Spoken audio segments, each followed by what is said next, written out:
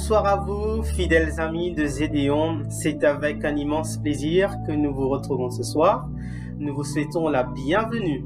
Nous sommes toujours dans ce temps pascal, dans cette joie de la résurrection, et nous sommes en marche sur cette route où le Seigneur nous invite à le suivre. Nous voici donc rassemblés, malgré la distance qui nous sépare les uns des autres, malgré nos vies quotidiennes qui sont si différentes, et aussi malgré la diversité de ce que nous vivons intérieurement. Merci à vous d'être là, chacun comme vous êtes, avec la foi et le cheminement qui sont les vôtres. C'est Dieu qui nous rassemble, oui, c'est lui qui nous unit les uns aux autres, c'est lui qui nous unifie à l'intérieur de nous. Puisse-t-il aussi rassembler et unifier notre être intérieur qui parfois se disperse. Nous vous invitons d'ouvrir votre cœur ce soir pour vous joindre à nous pour un temps de louange, dans la joie de nous savoir aimés par ce Dieu qui se fait proche de nous. Aujourd'hui, c'est avec un grand plaisir que nous accueillons le Père Laurent Rivette qui nous accompagnera dans ce temps de prière par son enseignement et sa méditation autour de la parole. Ce sera une occasion pour nous de revivre la reconstruction de la fraternité de Joseph. Une occasion aussi pour nous de réfléchir sur notre relation avec ceux qui sont nos liens de sang. Le Seigneur nous invite, au nom du Père, et du Fils, et du Saint-Esprit. Amen. Notre Père, qui es aux cieux, que ton nom soit sanctifié, que ton règne vienne, que ta volonté soit faite sur la terre comme au ciel. Donne-nous aujourd'hui notre pain de ce jour. Pardonne-nous nos offenses, comme nous pardonnons aussi à ceux qui nous ont offensés. Et ne nous laisse pas entrer en tentation, mais délivre-nous du mal. Amen. Redisons ensemble notre prière de consécration à Jésus par les mains de Marie. Ô Marie, moi, je renouvelle aujourd'hui entre tes mains les vœux de mon baptême. Je renonce pour toujours à Satan, à ses séductions et à ses œuvres, et je me donne tout entière à Jésus-Christ, la sagesse incarnée, pour porter ma croix à sa suite tous les jours de ma vie. Et afin que je lui sois plus fidèle que je ne l'ai été jusqu'ici, je te choisis aujourd'hui, ô Marie, en présence de toute la cour céleste, pour ma mère et ma reine. Je te livre et consacre, en toute soumission et amour, mon corps et mon âme, mes biens intérieurs et extérieurs, et la valeur même de mes bonnes actions, passées, présentes et futures, te laissant un entier et plein droit de disposer de moi et de tout ce qui m'appartient, sans exception, selon ton bon plaisir, à la plus grande gloire de Dieu, dans le temps et l'éternité. Amen.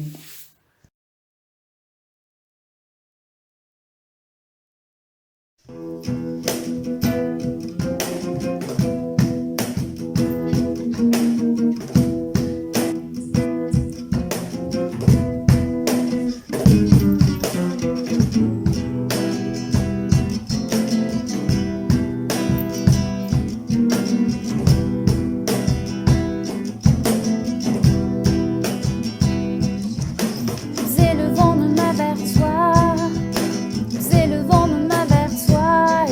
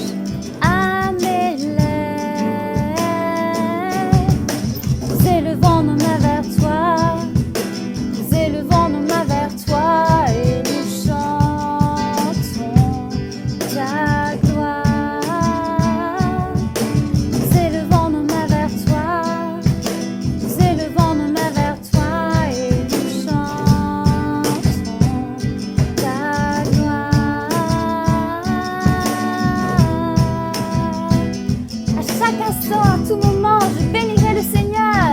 À chaque instant, à tout moment, je bénirai le Seigneur. Quoi qu'il se passe, quoi qu'il advienne, sa louange à mes lèvres. Nous élevons nos mains vers toi, nous élevons nos mains vers toi et nous chantons ta gloire. Nous élevons nos mains vers toi, nous élevons nos mains vers toi et nous chantons ta gloire. Nous élevons nos mains vers toi, nous élevons nos mains vers toi et nous chantons ta gloire. Nous élevons nos mains vers toi, nous élevons nos mains vers toi et nous chantons ta gloire.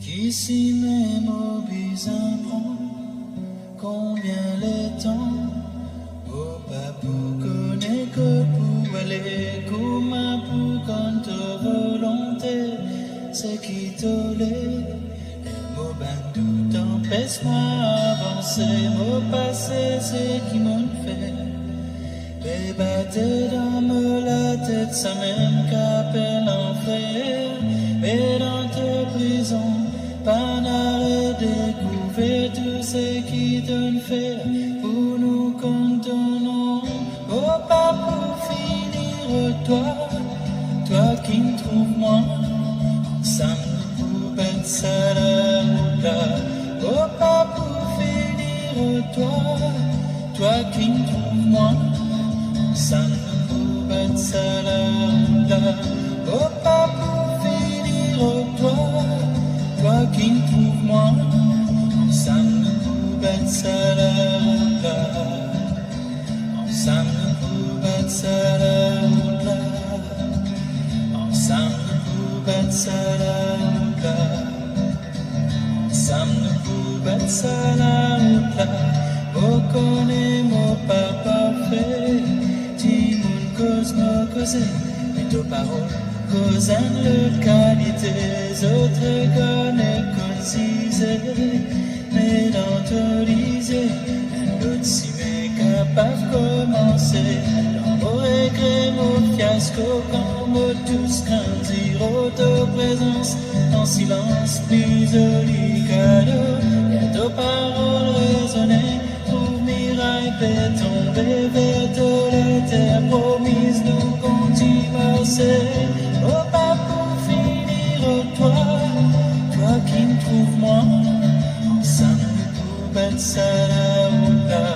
Oh pas pour finir toi qui me trouves moi ensemble pour battre ça là. Oh pas pour finir toi qui me trouves moi ensemble pour battre ça là.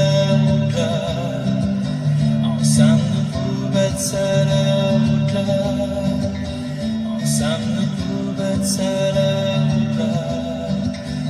ensemble pour battre ça là.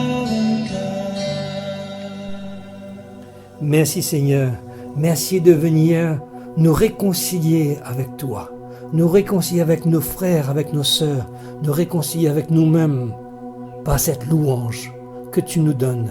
C'est toi qui viens habiter notre louange, Seigneur Jésus. C'est toi qui viens vivre en nous. C'est toi qui viens nous donner l'espérance, qui viens nous donner la joie. Gloire à toi, Seigneur Jésus. Tu es le Dieu d'amour, tu es le Dieu de vérité, tu es le Dieu de vie. Tu nous remets debout.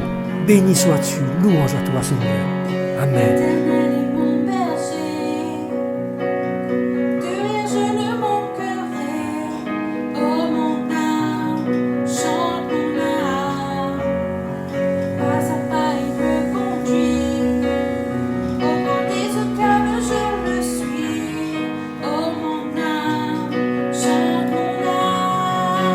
Oui,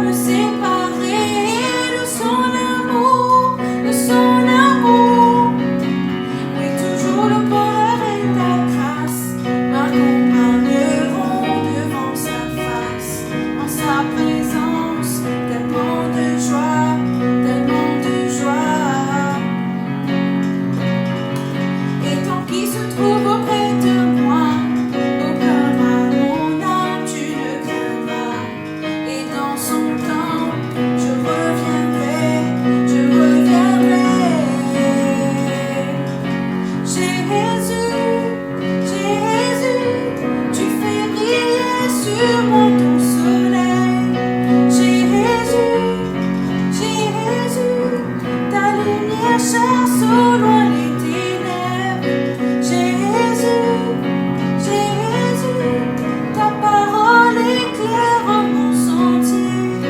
Jésus, Jésus, Jésus.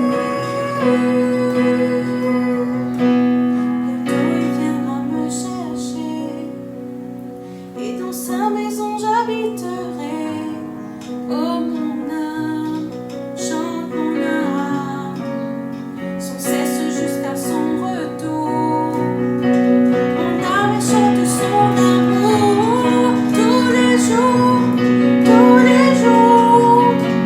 et toujours le bonheur et la grâce m'accompagneront devant sa face, en sa présence, tellement de joie, tellement de joie. Et ton fils se trouve auprès de moi, aucun mal mon âme tu le viendras, et dans son temps je reviendrai, je reviendrai.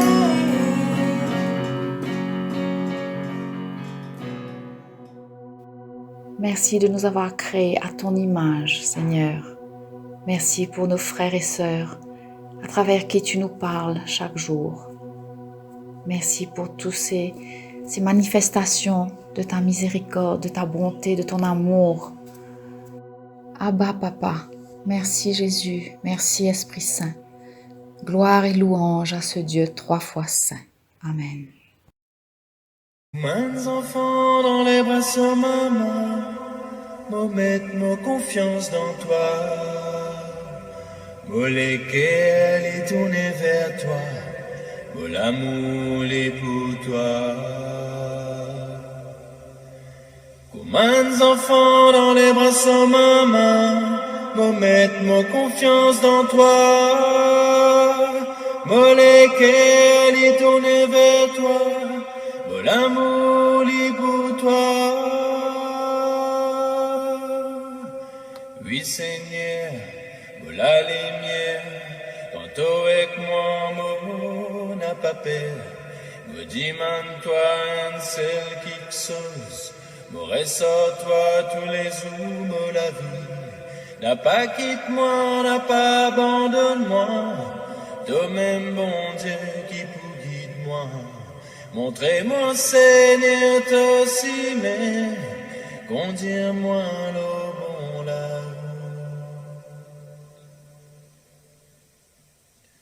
Combien d'enfants dans les bras sur maman, me mettre mon confiance dans toi. Mo lesquels est tourné vers toi, mo l'amour est pour toi. Combien d'enfants dans les bras sur maman, me mettre mon confiance dans toi.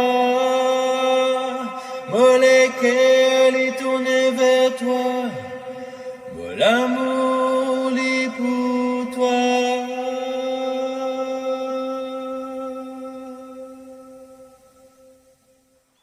Préparons-nous maintenant à écouter la parole de Dieu. La parole près à toi, lis dans toute la bouche, lis dans tous les cœurs pour te proclame ton Seigneur. La parole près à toi, lis dans toute la bouche, lis dans tous les cœurs pour te proclame ton Seigneur. La parole près à toi, lis dans toute la bouche, lis dans tous les cœurs pour te proclame ton Seigneur.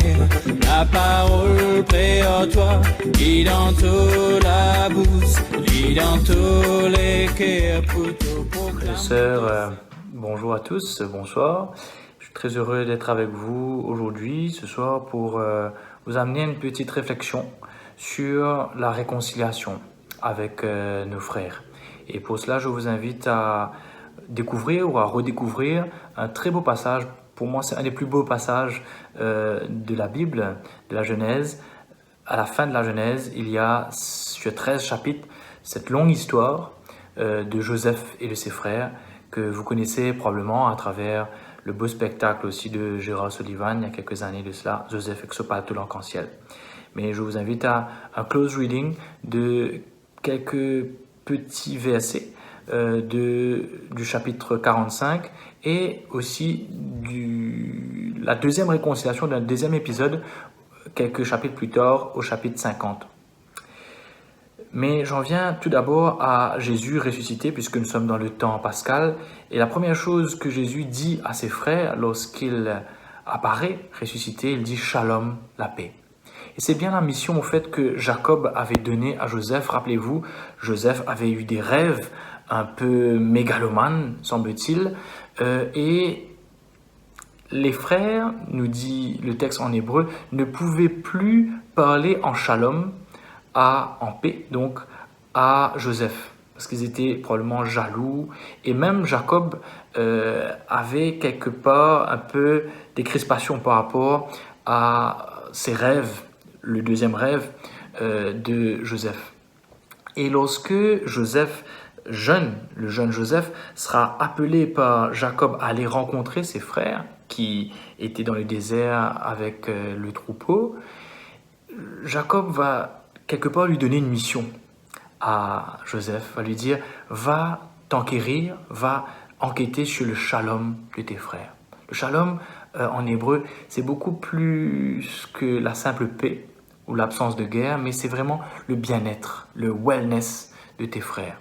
Et donc, Joseph va errer dans le désert, ça c'est au chapitre 37, il va être perdu un peu, quelqu'un d'un peu mystérieux, probablement un ange, va lui indiquer où sont ses frères. Et rappelez-vous que quand il va rencontrer ses frères, juste avant cette rencontre, ses frères vont comploter contre lui et vont le violenter, vont le vendre, en fait.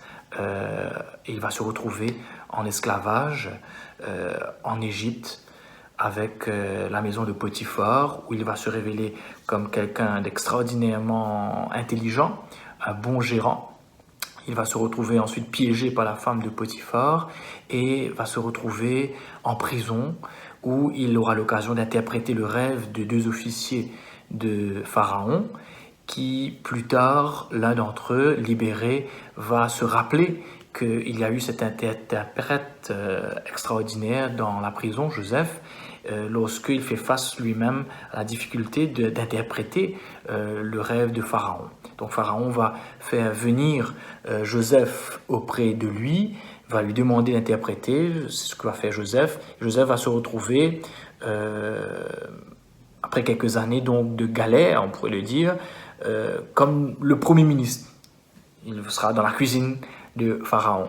Et il va donc être un notable Pharaon, auprès de Pharaon, lui qui a été pourtant vendu par ses frères.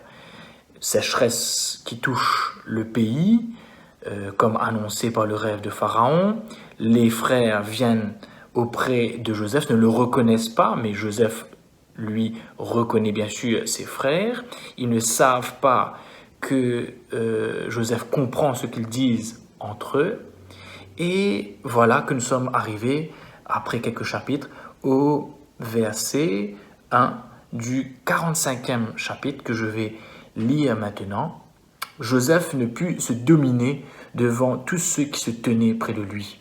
« Faites sortir tous mes gens » s'écria-t-il. Nul d'entre eux n'était présent quand il se fit reconnaître de ses frères. Il sanglota si fort que les Égyptiens l'entendirent, même dans la maison du Pharaon. Alors, ce sanglot dit vraiment toute l'émotion que petit à petit on commençait à éprouver avec Joseph. Et Joseph, c'est la 3e fois en fait qu'il pleure. Angelos Joseph, hein? Voilà. « Je suis Joseph », dit-il à ses frères. « Mon père est-il encore en vie ?» Mais ses frères ne purent lui répondre, tant ils tremblaient devant lui. J'attire votre attention sur le fait que Joseph, c'est la première question qu'il pose lorsqu'il se fait reconnaître comme ses frères. Est-ce que mon père? Comme si que cette fraternité devait passer par la garantie du père. Et j'attire votre attention dessus parce que on va revoir ça au chapitre 50, très important. Joseph dit à ses frères, « Venez auprès de moi. » Ils s'approchèrent. « Je suis Joseph, votre frère. » Comme si qu'ils devaient le redire parce qu'ils étaient un petit peu déconcertés, étonnés. Voilà, ils ne s'attendaient pas à ça. « Moi, que vous avez vendu en Égypte. » Donc un rappel, vous m'avez vendu en Égypte. Mais ne vous affligez pas maintenant et ne soyez pas tourmentés de m'avoir vendu ici, car c'est Dieu qui m'y a envoyé avant vous pour vous conserver la vie. Incroyable. C'est en effet la seconde année que la famine sévit au cœur du pays et pendant 5 ans encore, il n'y aura ni labour ni moisson. Dieu m'a envoyé devant vous pour vous constituer des réserves de nourriture dans le pays, pour vous permettre de vivre et à beaucoup d'entre vous d'en réchapper. Ce n'est donc pas vous qui m'avez envoyé ici, mais Dieu. Il m'a promu père du Pharaon, maître de toute la maison et régent de tout le pays d'Égypte. Dépêchez-vous de remonter vers mon père pour lui dire, ainsi parle Joseph, ton fils, Dieu m'a promu seigneur de toute l'Égypte, descends vers moi sans t'arrêter. Voilà. Et puis ça continue dans un discours fleuve, au fait. Un discours fleuve, c'est la première fois dans la Genèse qu'on entend quelqu'un parler aussi longuement. Et un discours fleuve, et à la fin, on nous dit que les frères ne pouvaient pas parler à Joseph, tant ils étaient, on pourrait dire, déconcertés. Voilà. Alors, c'est étonnant de voir en fait que les frères, j'attire votre attention dessus, alors qu'il y a un discours fleuve, on s'attendait à ce qu'ils puissent réagir, mais ne peuvent pas réagir, ne peuvent pas vraiment parler à Joseph.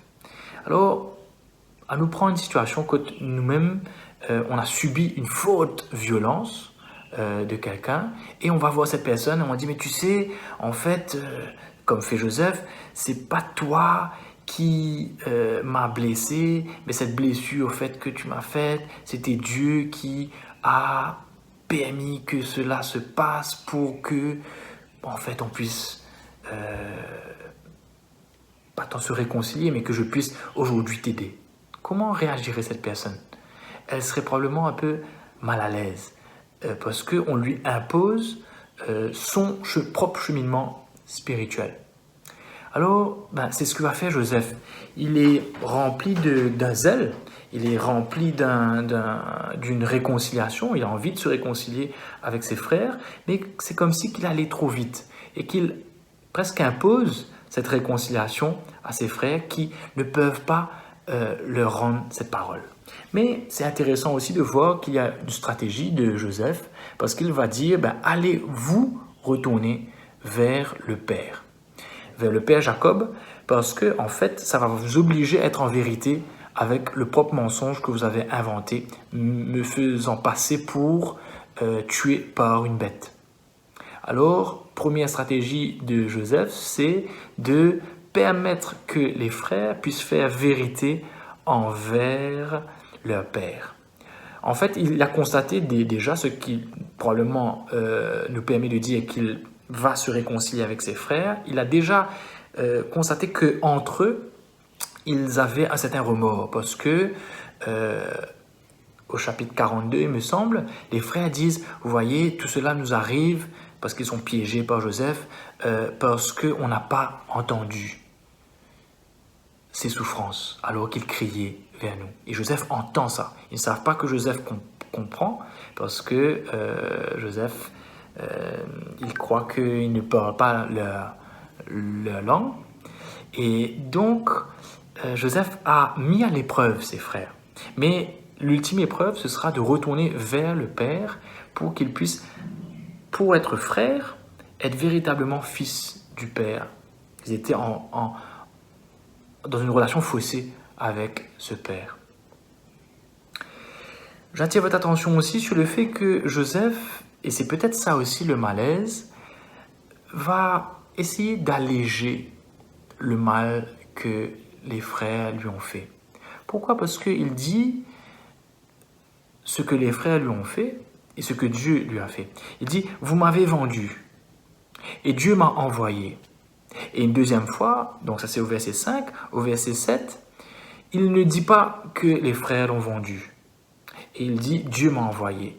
Et la troisième fois, au verset 8, en revenant sur ce que ses frères ou Dieu ont fait, il dit, c'est pas vous qui m'avez envoyé, mais Dieu qui m'a envoyé. C'est comme si que petit à petit, Joseph voulait passer peut-être trop rapidement sur le mal que ses frères lui ont fait. D'ailleurs, il ne dit jamais « vous m'avez fait mal ». Il dit juste « vous m'avez vendu une seule fois ». Et puis, petit à petit et rapidement, il arrive à ce que Dieu a envoyé. Mais ce qui est aussi intéressant, c'est que en fait, jamais Dieu ne parle en Genèse 37 à 50, si ce n'est une fois à Jacob, et de manière assez anodine. Alors que dans la Genèse, au début, Dieu parle, Dieu est très très présent. Alors que là, à la fin de la Genèse, c'est comme si qu'on arrivait à un Dieu qui se fait hyper discret, il ne parle pas du tout. Et cette interprétation du malheur et puis du bonheur de Joseph, de ce que Dieu a fait, ben, il ne le livre que maintenant en fait. On ne sait pas du tout ce qu'il y a dans le cœur de Joseph lorsque il rencontre ses frères. Pendant 3 chapitres, on nous laisse macérer dans une stratégie qu'on ignore et dans le cœur de Joseph qu'on ignore en fait. Il ne sait pas lui-même, il ne dit pas en tout cas comment il va réagir et comment il interprète ce malheur. Ce n'est que maintenant qu'on comprend que Joseph interprète, il est l'interprète de Dieu, il peut retourner dans son propre cœur ce malheur et cette violence subie par ses frères en disant, mais en fait, vous m'avez vendu, mais c'est Dieu en fait qui m'a envoyé. Et il m'a envoyé pour une mission, pour que je puisse maintenant, alors que vous avez essayé de porter atteinte à ma vie, de par l'épreuve que j'ai vécue et de par ce que je suis, maintenant, de par mon positionnement, je peux vous conserver la vie, je peux venir en aide à ma famille. C'est incroyable quand même. Comment, d'une violence, il y a un retournement et que dans cette violence-là même, ce soit une occasion de réconciliation et plus que ça, de conserver la vie de ses frères et à travers ses frères, toute une famille. Mais rappelez-vous que Joseph a le plein pouvoir. Il peut ne pas le faire. Et il peut, du coup, s'il refuse de se réconcilier avec ses frères, permettre que sa famille meure et que l'alliance aussi de Dieu, faite à Abraham, Isaac, Jacob, d'avoir une longue descendance, s'arrête là. Jamais il nous est dit explicitement, Dieu dit, 2 points ouvrez les guillemets, Joseph, je t'ai envoyé en Égypte. C'est lui qui, dans sa lente rumination, dans son long discernement, va comprendre le plan de Dieu. Et ça prend un temps énorme pour Joseph et un courage énorme pour faire que cette violence de ses frères devienne en fait une occasion pour lui de conserver la vie de ses frères. J'arrive maintenant quelques chapitres plus loin au chapitre 50. En fait, Jacob meurt et à la mort de Jacob, il y a quelque chose d'étonnant qui va se passer. C'est que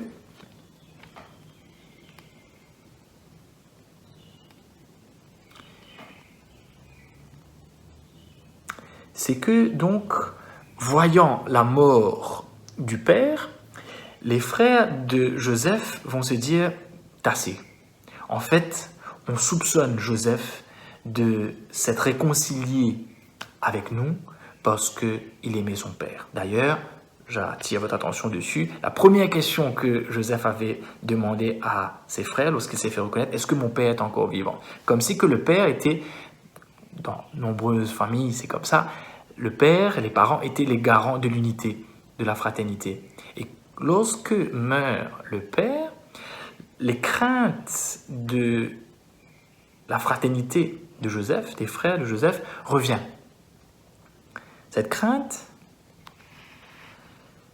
c'est celle-ci, c'est que avec le père qui meurt, Joseph va prendre sa revanche. Voyant que leur père était mort, les frères de Joseph se dirent, si Joseph allait nous traiter en ennemis pour nous rendre tout le mal que nous lui avons causé. Ils envoyèrent à Joseph un messager. Ton père a donné cet ordre avant sa mort. Vous parlerez ainsi à Joseph. De grâce, pardonne le forfait et la faute de tes frères. Certes, ils t'ont causé bien du mal, mais de grâce pardonne maintenant le forfait des serviteurs du Dieu de ton Père. » Comme si que, en fait, ils ne croyaient pas que la première fois, Joseph les avait vraiment pardonné, s'était vraiment réconcilié avec eux. On ne sait pas si Jacob a dit ça. Le texte ne nous le dit pas, que Jacob aurait dit ça aux frères avant de mourir. Donc, est-ce que les frères mentent? Est-ce qu'ils vont utiliser Jacob pour être le garant, même après la mort de l'unité? On ne sait pas. Quand ils parlèrent ainsi, Joseph pleura encore une fois. Et quand il pleure, à chaque fois qu'il pleure, il y a quelque chose d'une vérité qui va se faire dans le cœur de Joseph, et aussi, nous le verrons, dans le cœur des frères. Ses frères allèrent eux-mêmes se jeter devant lui. Nous voici tes esclaves. Rappelez-vous le rêve de Joseph. Vous allez vous prosterner devant moi. Alors, eux, ils avaient interprété ce rêve comme Joseph étant leur supérieur et eux leur esclave. Et Joseph n'avait jamais dit ça. Même jeune, il n'avait que raconté ses rêves. C'est eux qui ont interprété ses rêves, ce prosternement, comme un prosternement d'esclaves devant les maîtres. Or, là, on voit un autre type de prosternement. Il se prosterne au fait devant celui qui va leur donner la vie, se réconcilier avec eux. Et Joseph donc comprend que si ce rêve se réalise, ce rêve doit se réaliser non pas comme eux, ils avaient interprété ce rêve, dans un rapport de force et de domination, mais dans un rapport de réconciliation et de service, en fait, de service de la vie. Joseph leur répondit, « Ne craignez pas, n'ayez pas peur. » Une parole qui revient souvent dans la Bible. « N'ayez pas peur. Suis-je en effet à la place de Dieu ?» Il dit, « Mais je ne suis pas à la place de Dieu. » Et pourtant, Joseph parle sans cesse à la place de Dieu. Il reconnaît tout en parlant à la place de Dieu, parce que Dieu ne parle pas, je vous le redis, hein, jamais on nous dit Dieu dit à Joseph, ouvrez les guillemets. Alors il dit, mais suis-je à la place de Dieu? Et pourtant, il est quelque part à la place de Dieu. Mais il a laissé la place à Dieu. Vous avez voulu me faire du mal. Dieu a voulu en faire du bien, conserver la vie à un peuple nombreux, comme cela se réalise aujourd'hui. Désormais, ne craignez pas, je pourvoirai à votre subsistance et à celle de vos enfants. Il les réconforta et le parla cœur à cœur. Alors, il y a quelque chose et cela nous est révélé que maintenant, d'un goût pas assez dans cette réconciliation de Genèse 45. Je vous rappelle comme si que Joseph était parti trop vite et que eux, en face, ils n'étaient pas capables de vraiment croire que cette réconciliation était possible. Et dans nos réconciliations familiales, il y a quelque chose aussi que parfois qui va trop vite, parce que nous, on fait un chemin spirituel, mais que les autres ne sont pas prêts à le faire. Nous-mêmes, on a pris beaucoup de temps, comme Joseph, en ruminant toutes ces choses pour comprendre la volonté de Dieu. Mais on ne peut pas imposer ça à l'autre. Parfois, des personnes nous imposent leur propre regard spirituel. Non, mais tu es tombé malade, tu as eu ce cancer-là, parce que Dieu a voulu, tu vois, te rendre plus fort, etc. Comment on peut imposer une lecture spirituelle si on le fait pour nous, d'accord, mais une lecture spirituelle aux autres par rapport à leur malheur. Voilà, si tu as perdu ton fils, c'est pour que tu puisses te réconcilier avec l'autre fils, etc. Non. Ok?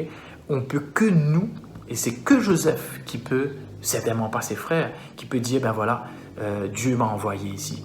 Si les frères disent ça, mais non, tu vois, maintenant, ben c'est Dieu qui t'a envoyé pour que tu puisses nous sauver, ça aurait été violence rajoutée à la violence initiale que les frères ont déjà fait à Joseph, et certainement pas que Joseph aurait accepté cette interprétation, mais c'est que lui, dans son propre chemin, dans son cœur, qui peut accepter cela. Et il aura du coup à accepter que ses frères, en chapitre 45, ne comprennent pas tout de suite cela. Et maintenant, il nous est révélé que les frères, en fait, n'ont pas vraiment compris pleinement la réconciliation, n'ont pas encore fait pleinement ce chemin-là. Alors Joseph, lui, c'est intéressant maintenant, va dire quelque chose d'extraordinaire. Il va enfin, pour la première fois, dire à ses frères, vous m'avez fait du mal. Ce mal que vous m'avez fait. Alors, au fait, on comprend que le chemin n'est pas que du côté des frères, mais de Joseph aussi, parce que la première fois, il voulait, rappelez-vous, trop vite évacuer le mal pour aller trop vite à la réconciliation. Et il ne voyait pas en face, il n'avouait pas, il ne s'avouait pas, il n'avouait pas aux frères le mal qu'ils ont fait. Et peut-être que dans l'autre joue, c'est dire à l'autre, tu m'as fait le mal, voilà le mal que tu m'as fait. Voilà sur mon visage les traces du mal que tu m'as fait. Et je reviens vers toi maintenant pour te dire que, bien sûr, tu m'as fait du mal, mais on ne s'arrête pas à ça. Le mal que vous m'avez fait, Dieu en a voulu faire du bien. Et en hébreu, certaines traductions essayent de garder le même verbe. Pourquoi c'est important? Le même verbe, vous avez tramé du mal contre moi, on pourrait dire, et c'est le même verbe tramé qui est utilisé pour Dieu. Dieu en a tramé du bien. Voyez, c'est comme si il ne pouvait qu'à travers ce patchwork. Vous savez, quand vous faites une broderie et quand vous retournez la broderie, en fait, elle est belle d'un côté et très vilaine de l'autre. Et donc, Dieu en a retourné ce mal pour en faire du bien. Joseph donc va vraiment entrer dans ce retournement, dans cette conversion que Dieu opère en fait.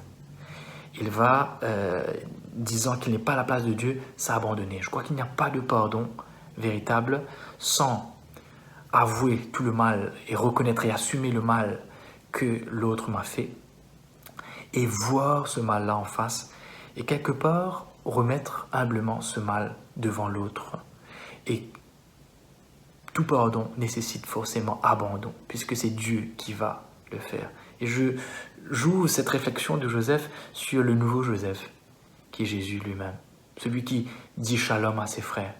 Celui qui va accomplir pleinement cette mission de shalom reçue par Jacob de Joseph vers ses frères. C'est Jésus en fait qui sur la croix va laisser Dieu retourner le mal, la violence faite par ses frères vers une plus grande paix, un plus grand shalom, vers une réconciliation.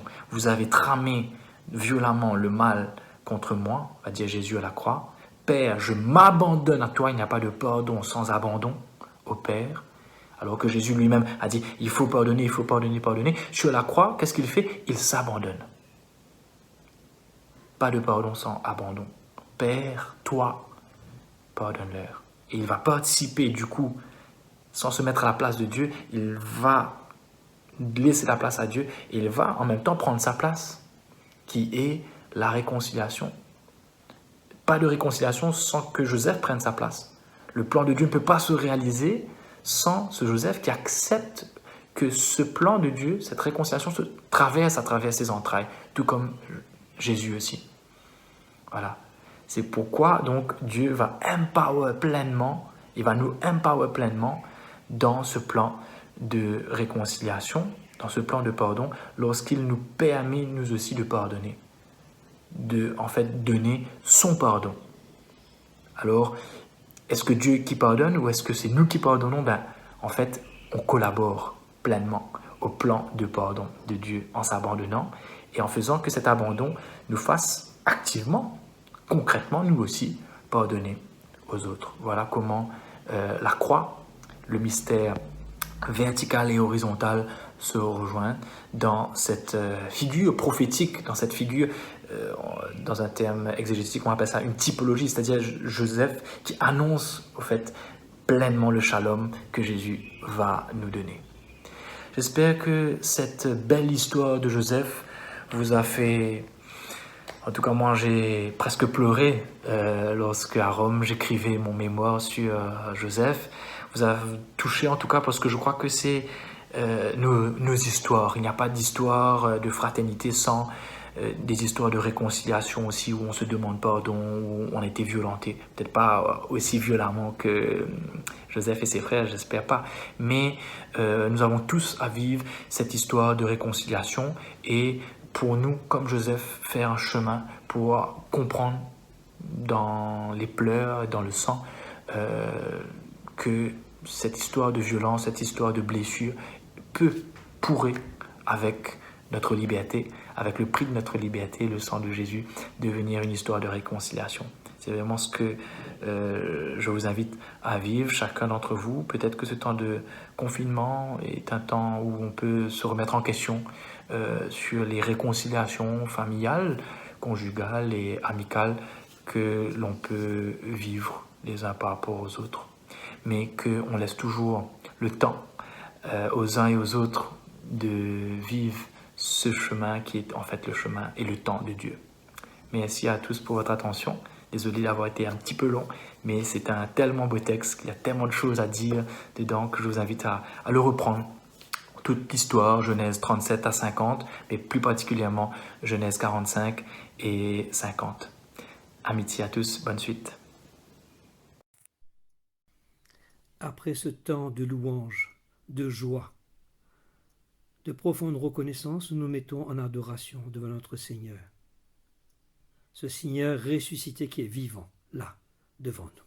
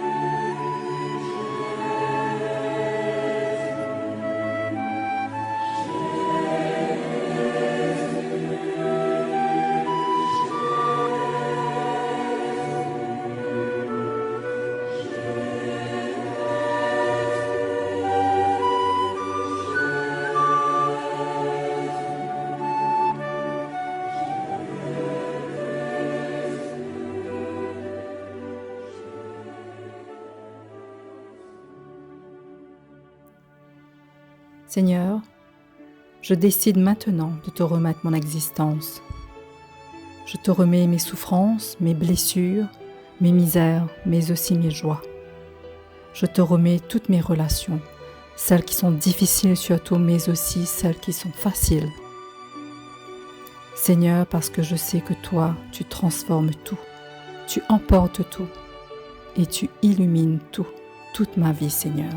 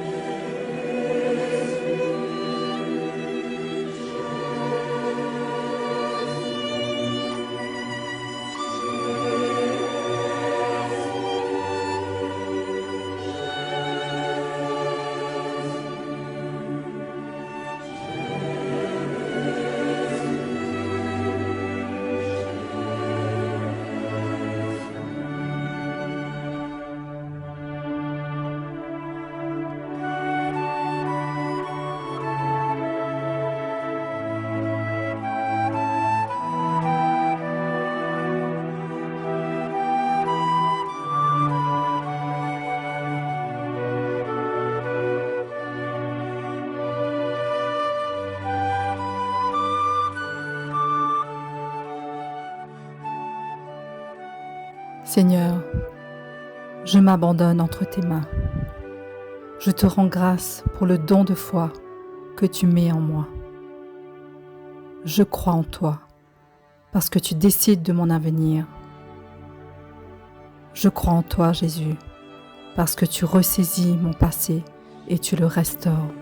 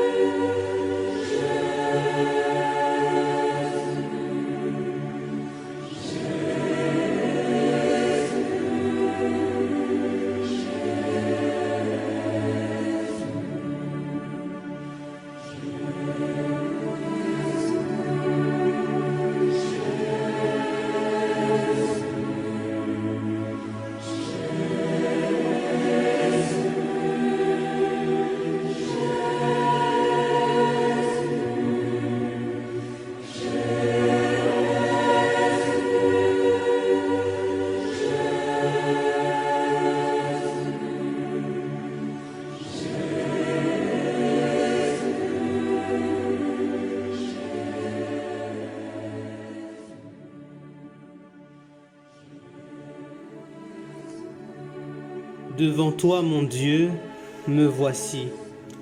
J'ai quitté l'agitation du monde pour goûter près de toi le repos. Je me sens accueilli, car dans mon endroit secret, tu me précèdes et déjà tu m'attends. Tu parles à mon cœur et je t'écoute. Tu rassembles les morceaux du puzzle éparpillé de ma vie pour les ajuster avec soin. Tu me redonnes de l'altitude, de la distance par rapport à mes soucis. Tu oxygènes mon âme et tu m'orientes vers l'essentiel.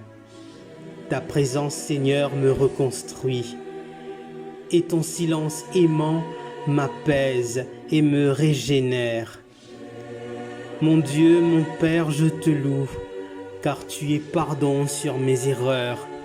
Tu es guérison sur mes écorchures, force dans mes découragements.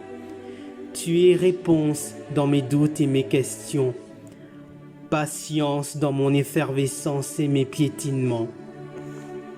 Ô mon Dieu, mon Père, c'est avec reconnaissance que ma vie s'expose à la tienne. Merci pour cette halte où dans ta tendresse tu me réconfortes. Tu me soutiens, tu me restaures et tu m'envoies. Père, loué sois-tu. Amen.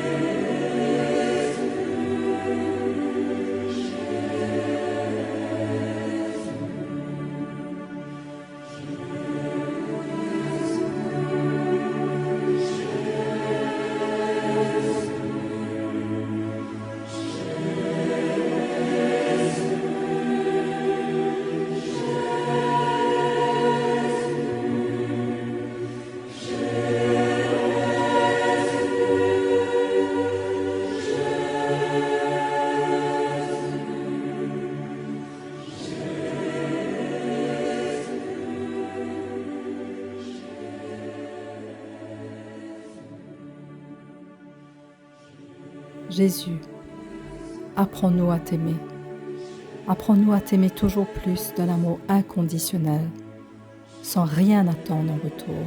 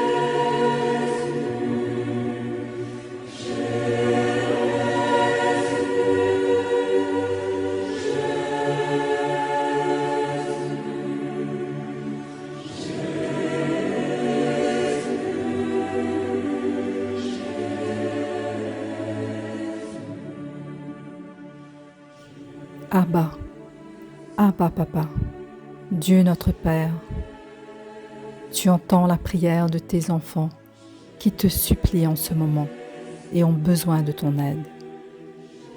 Prends pitié de nous, Seigneur.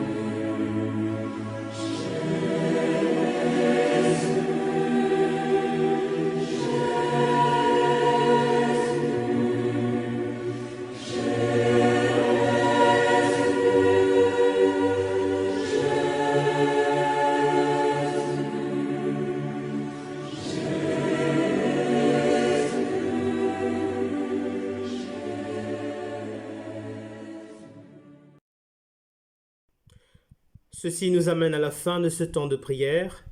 Nous te remercions, Seigneur, pour le don de la vie. Donne-nous de recevoir chaque jour le don que tu renouvelles pour nous. Merci pour ceux et celles que tu mets dans nos vies comme des frères et des sœurs. Comment la vie divine que t'infuse l'Esprit serait-elle moins créatrice? Aide-nous à avancer vers toi, toi notre Dieu toujours plus grand, toi notre Dieu sans frontières. Donne-nous de nous laisser gagner par l'admiration et de connaître avec tous les saints quelle est la largeur, la hauteur, la longueur et la profondeur de ton amour. Et la paix de Dieu qui dépasse tout ce que l'on peut imaginer gardera nos cœurs et nos esprits en Jésus-Christ. Belle semaine à vous, prenez soin de vous et à très bientôt. Au nom du Père et du Fils et du Saint-Esprit. Amen.